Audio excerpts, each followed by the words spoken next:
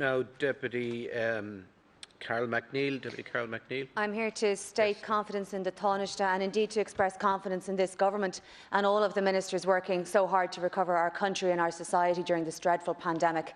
It's preposterous that this Parliament is spending its time today on this political stunt by Sinn Féin instead of the major issues of the day.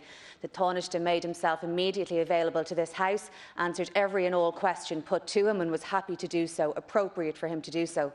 But having spent the time on that, to cause this House to repeat its own debate in this way, it is only play acting. It's not serious, it's not genuine. If it was, Sinn Féin would have put this motion down immediately. As the Taoiseach said, it is only an opportunity to get another run of publicity for the weekend. But there aren't people in here who are surprised at all by that, no matter the jeers and the sneers that are pushed out for everyone around. We all see that failure to respect basic facts, the complete devotion to populist politics that have been so destructive around the world, and the utter lack of restraint as recently as today on a really serious issue. But Sinn Féin are not serious liberal democratic parliamentarians, not the responsible opposition as others have been before them and others are here yet today. Sinn Féin are in the politics for the imagery, not the tough decision-making of senior political office and not the years and yards of detail that goes before it.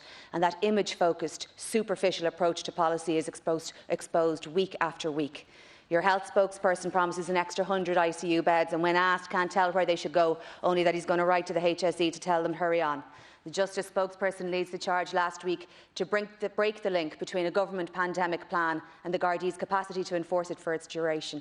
And the Sinn Féin party leader, after crying foul she wasn't included in information on the pandemic, couldn't find it her way to stay for the duration of briefing provided by senior medical officials.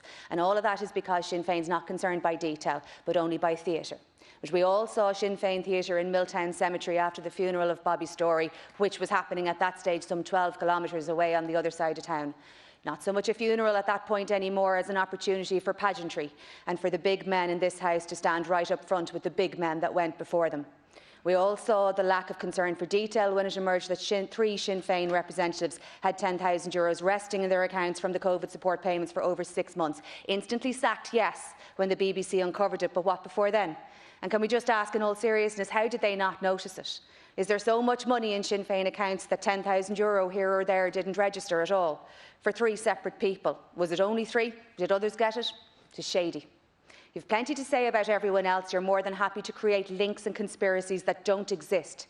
But when confronted in your own party about serious criminal acts, there are no people with anything to say on anything. Think back to all those people who saw nothing in or near a packed pub in Belfast the night Robert McCartney was brutally murdered. Think about all those smears and lies to discredit Maria Cahill, who had the temerity and extraordinary bravery to speak out against one of your elites, one of your untouchables, to claim she was mentally unstable, to imply her promiscuous, to spread hate and bile and untruths, and all because she stood up and gave an account of her abusive experience and your failure to respond to it.